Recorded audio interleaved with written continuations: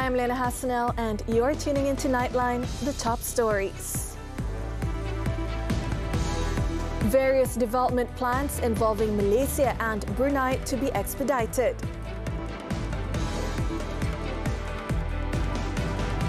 And world continues to grapple with high inflation.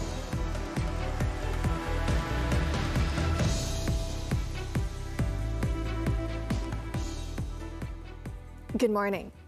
Datuk Seri Anwar Ibrahim concluded his official visit to Brunei with the confidence that the implementation of various plans involving the two countries will be expedited. The Prime Minister expressed this confidence due to his personal ties with the Sultan of Brunei, Sultan Hassanel, a strong bond which Datuk Seri Anwar said has lasted throughout the years. Ini perkara baru ya. Rakyat tidak tahu bahawa sepanjangnya termasuk semasa saya dalam kesusahan dulu Peritan, tuanku itu selalu melahirkan concern dia dan tak pernah tinggal sebagai sahabat. Datuk Seri Anwar said this during a media conference with Malaysian media at the end of his two-day official visit to Brunei on Wednesday. The Prime Minister explained that during the meeting with Sultan Hassanel, His Majesty expressed that all development plans and joint initiatives involving the two countries should be carried out as soon as possible. He added that updates on the implementation of Malaysia-Brunei bilateral relations, including ASEAN, will continue to be examined and its development followed more closely in the ministerial meeting. This includes socio-cultural aspects, education, as well as Sabah and Sarawak's opportunity hub.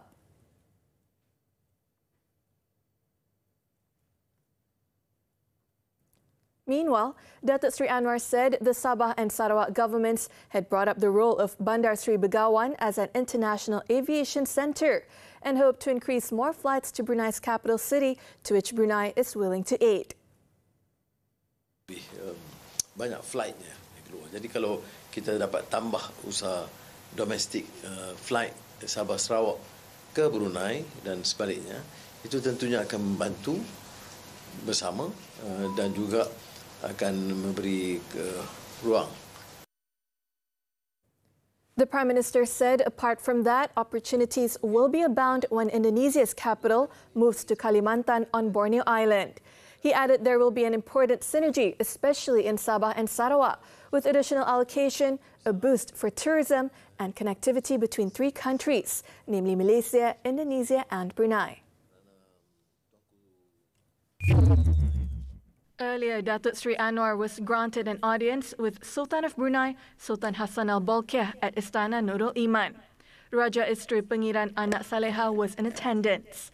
Datuk Seri Anwar, who was accompanied by his wife, Datuk Seri Dr. Wan Azizah Wan Ismail, arrived at the palace at 11:05 a.m. Also present was Sarawak Premier Tan Sri Abang Johari Tun Openg, Sabah Chief Minister Datuk Sri Haji Jinur, Foreign Minister Datuk Sri Zamri Abdul Kadir, Foreign Ministry Secretary General Datuk Sri Amran Mohammed Zin, and the Malaysian High Commissioner to Brunei, Datuk Raja Reza Raja Zaib Shah. Datuk Seri Anwar also held a one-on-one meeting with Sultan Hassanel Bolkiah. The Prime Minister and the Sultan of Brunei also witnessed the signing of a Memorandum of Understanding, MOU, between the Malaysian Investment Development Authority, MIDA, and the Brunei Investment Agency, BIA. The Malaysian delegation was then feted to a luncheon hosted by Sultan Hassanel Bolkiah. At the ceremony, the Prime Minister expressed hope that the Malaysia-Brunei Annual Leaders Consultation, ALC, this year will be able to finalize several matters of mutual interest. Perundingan pimpinan tahunan ALC dan juga beberapa perundingan yang melibatkan peringkat pegawai akan kita alu-alukan, termasuklah kunjungan rasmi tuanku ke Malaysia dalam masa sesingkat mungkin. Beta yakin visi yang amat berhormat Datuk Seri dalam membangun Malaysia Madani akan membawa kemajuan dan kemakmuran yang berpanjangan kepada negara dan rakyat Malaysia. This is Datuk Seri Anwar's second official visit abroad after being appointed as Malaysia's 10th Prime Minister in November last year. Malaysia is hoping for the inflation rate to return to its previous normal rate between 2 and 3%, given the signals of a downward trend in past months. Economy Minister Rafizi Ramli said the Consumer Price Index (CPI) showed a downward trend since July and was at 3.8% in December. Ada tanda-tanda bahawa inflasi akan mula mendatar. Kita tengok dia sudah peaking dalam bulan Ogos, September, and it's coming down and it's flattening, dan kita berharap Januari ini kalaupun dia tidak turun, kerana Januari ini ada tahun baru Cina, jadi mungkin ada sedikit kesan tahun baru Cina di situ. Kalaupun dia tidak menurun, dia mendatar kepada 3.8, kemudian dia terus turun dan terus turun. Kalau April. He was speaking at a media conference at Menara Prisma on Wednesday. The December CPI was down from the 4% registered in November and lower than the median forecast by a Reuters poll of economists, which projected an increase of 3.9%. According to the Statistics Department, core inflation in December was up 4.1% against the same month in 2021. With the December result, inflation for the overall year in 2022 went up to 3.3% against 2.5% in 2021. Rafizi said although the price of raw materials and ingredients had stabilized, the prices paid by consumers at restaurants and hotels did not reflect this. He also pointed out that efforts to control the inflation rate needed cooperation from all sides, including the government and the public.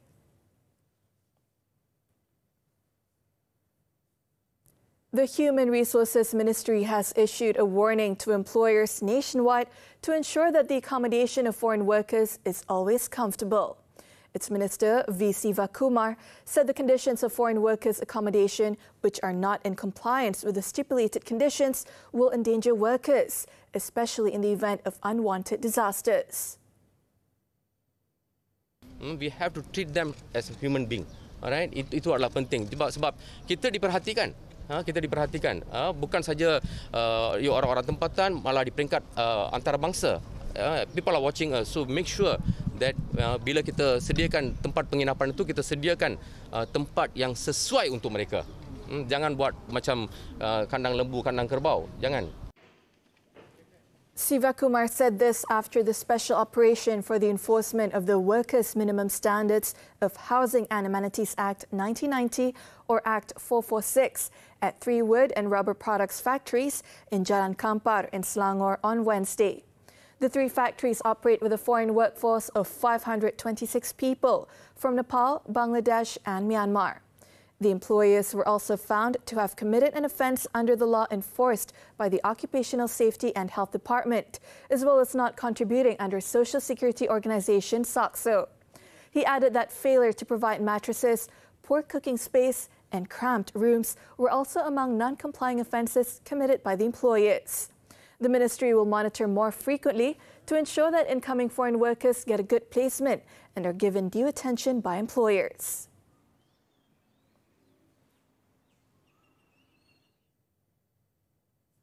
The One Member, One House program for the Malaysian Armed Forces, or SASAR ATM, will be on track as long as there are no labour and supply issues. Defence Minister Datuk Sri Muhammad Hassan said the Sungai Besi project under the Defence White Paper, launched in 2018, is currently at 21% completion, with a target of buyers receiving their keys by the end of 2024. Ini merupakan usaha BINDEF dan ATM untuk menjaga hal ehwal kebajikan anggota kami. Di sini tanahnya seluas lebih kurang 13 ekar, akan dibangunkan 4 blok rumah anggota. Datuk Sri Muhammad was met during his visit to the Residency Saturia for the Sungai Besi military camp personnel on Wednesday. He said the housing will have 3,500 units and is a part of the Defence White Paper for the military to ensure adequate housing and welfare for their personnel. He added that the Kuala Lumpur City Hall has also given the developer extra 3 hours for work at this site in order to ensure the construction would be completed on time. Datuk Sri Mohamad also said that the construction of the second Sasar housing for Wardiban military camp personnel, which was approved by the Cabinet last year, will commence soon.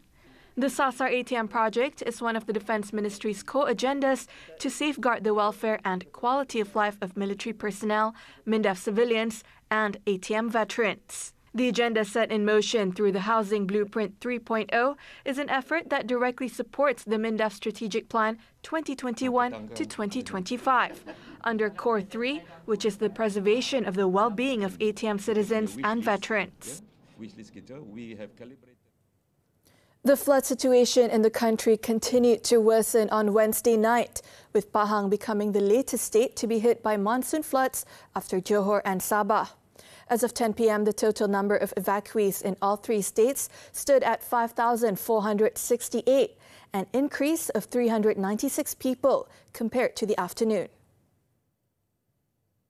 According to the Info Bencana JKM portal, the number of evacuees in Johor rose to 5,083 people from 4,368 at 4 p.m.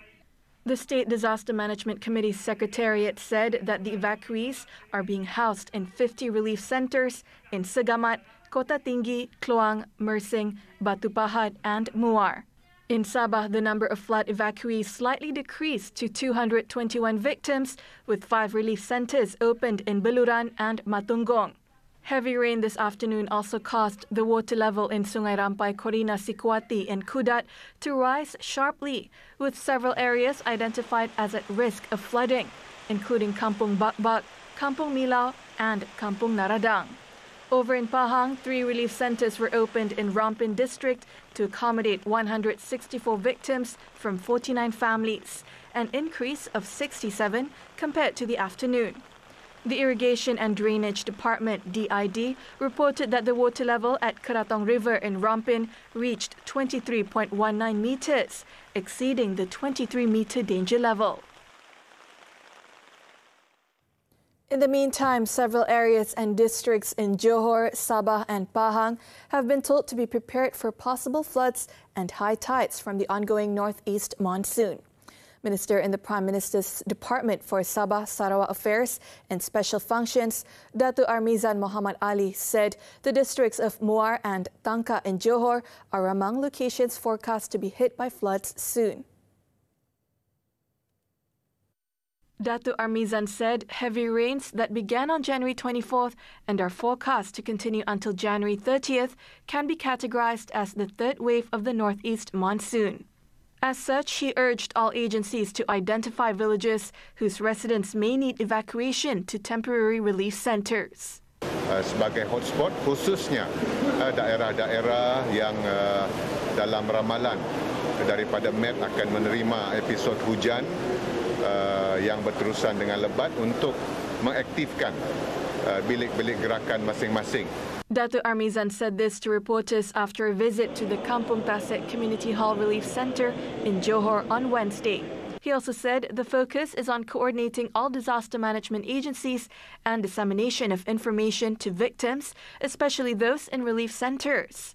The government will also ensure the welfare and health of flood victims through the involvement of the Social Welfare Department and the State Health Department. When we come back, European Court rules MH17 cases against Russia admissible. Stay with us.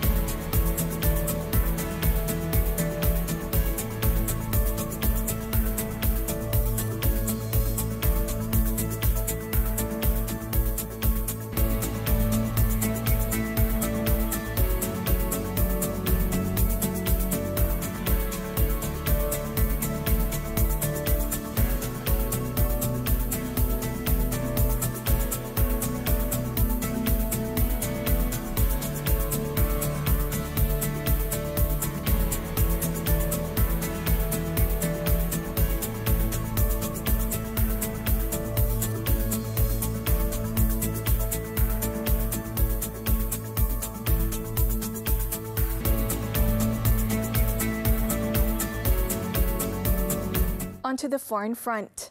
Thailand's central bank raised its key interest rate by 25 basis points for a fourth consecutive meeting on Wednesday in an attempt to curb high inflation.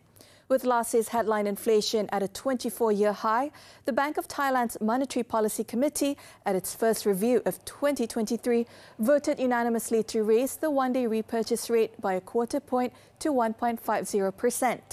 In a statement, it said the committee deems that a continuing gradual policy normalization is an appropriate course for monetary policy and is consistent with the growth and inflation outlook. It said Thailand's economy is expected to continue growing, while headline inflation should decline and return to a target range of 1% to 3% late in the year. Any further rate hikes would be gradual and measured, but the bank stood ready to adjust them as needed. With Wednesday's move, the central bank has raised the key rate by a total of 100 basis points since August.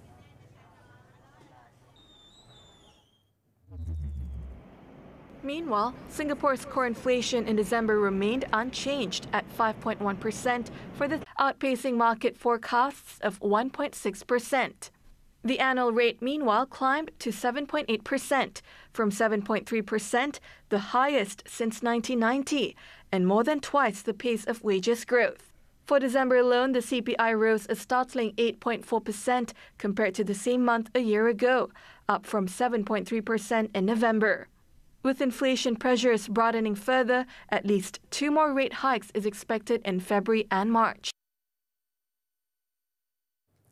The European Court of Human Rights, ECHR, has confirmed it will hear a Dutch case against Russia over the downing of Malaysia Airlines flight MH17 in 2014. In its argument, the Dutch government said Russia played a key role in the air disaster, and the case hinges on whether or not Moscow had effective control over the area of Ukraine where the missile was fired from. At this stage, the ECHR's decision is only procedural and does not rule on the merits of the case, but it shows that the court believes Russia can be held accountable for the human rights violations in the regions of Luhansk and Donetsk. It could be years before a ruling is issued, but if the ECHR issues a guilty verdict against Russia, Moscow could be obliged to pay damages to the victims' relatives. In the 2014 downing of MH17, all 298 people on board were killed when it was shot down by a missile fired by Moscow-backed Ukrainian separatists. Russia, however, has repeatedly denied involvement in the attack.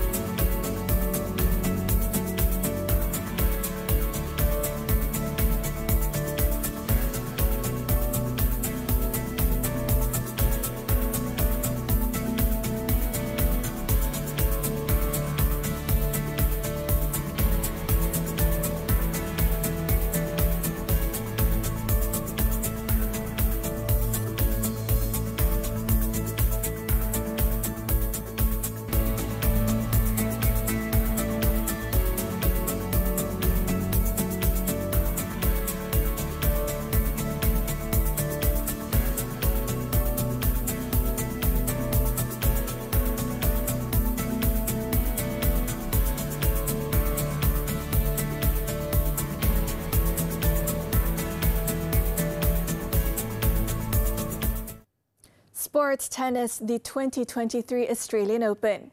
Fired up Novak Djokovic dominated in the quarterfinal display to breeze past Andrei Rublev on Wednesday.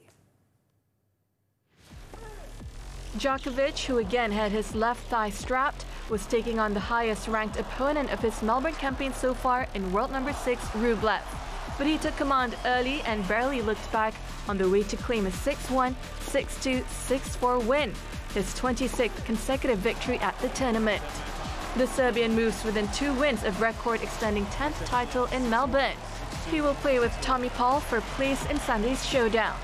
Controlled much of the match with his aggressive yet steady baseline game, Paul used his experience and consistency to ground the electric attack of Ben Shelton to record a 7-6, 6-3, 5-7, 6-4 victory. After 3 Americans reached the Melbourne quarterfinals for the first time since 2000, Paul is the first man from the US to reach the semis since Eddie Roddick in 2009, and the 3rd active American to advance to the last 4 of a Grand Slam. The matchup between Paul and Shelton was the first All-American major quarterfinal since the 2007 Australian Open. In the women's event, Aryna Sabalenka soared into the first Australian Open semi-final of her career with a straight-set win over Donna Vekic in the 4th and final women's quarterfinal. Sabalenka was at her best as she cruised to a 6-3, 6-2 win over Vekic. It is the 24-year-old's 4th career Grand Slam semi-final, and she will seek to reach her first major singles final when she takes on surprise package Magda Linette. In her 30th Grand Slam main draw, 30-year-old Linette upset her 4th consecutive seeded player, Karolina Pliskova, to reach the Final 4 at a major for the first time. Linette extended her career best run through a Grand Slam event at the Australian Open on Wednesday, upsetting former world number 1 Karolina Pliskova 6-3, 7-5 to reach the first major semi-final of her career.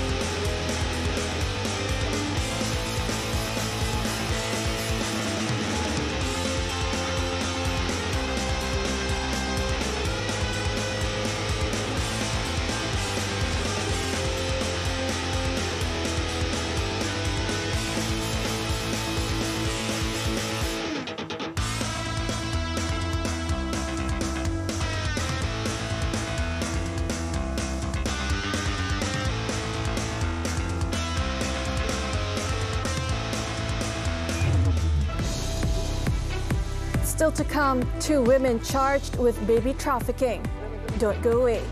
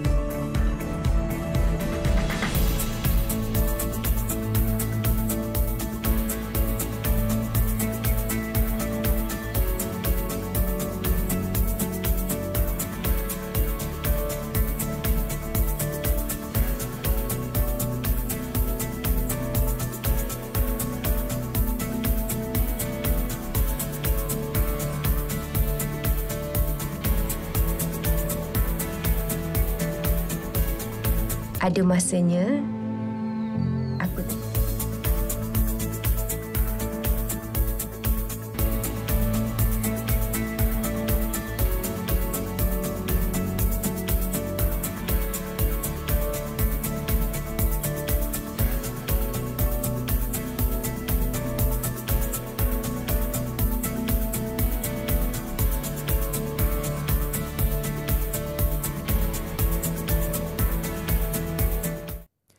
couple peddling drug-laced soft drinks for 300 ringgit per bottle and health drinks for 150 per bottle were detained by Melaka Police.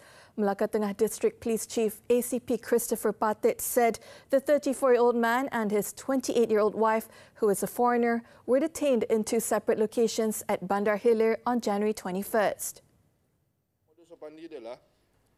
ACP Christopher said investigations showed that the couple had obtained the drugs in large quantities from syndicates in Kuala Lumpur and Johor Bahru before mixing and repackaging them as instant drinks to be marketed in the state. The couple was believed to have mixed the substances into the bottles of well-known instant drinks in order to evade the authorities. The drinks were then sold at parties and entertainment centres around Melaka. ACP Christopher added the seized drugs could be used to supply more than 3,000 addicts.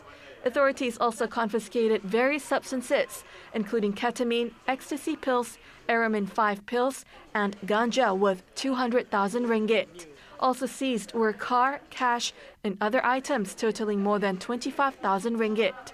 Urine tests conducted on the couple found them to be negative, and both had no previous criminal records. The case is being investigated under Section 39B of the Dangerous Drugs Act. Perak, two women, including a nurse, were charged at the Ipoh Sessions Court with trafficking a newborn baby 2 years ago. The accused, Nur Azlina Muhammad Nasir, aged 41, who works as a nurse at a hospital in Alor Star, Kedah, and a housewife, Di Murugamal, aged 52, pleaded not guilty when the charge was jointly read before Judge Nur Ashima Khalid. According to the charge sheet, the duo were jointly charged with the intent to traffic a baby girl who was 9 days old at the time of the incident. The offence was allegedly committed at a parking area of a private hospital in Manjung on June 18, 2020. The duo were charged under Section 14 of the Anti-Trafficking in Persons and Anti-Smuggling of Migrants Act 2007, which carries life imprisonment or a jail term not less than 5 years and whipping upon conviction. The judge set 10,000 ringgit bail for each accused and set February 24th for mention.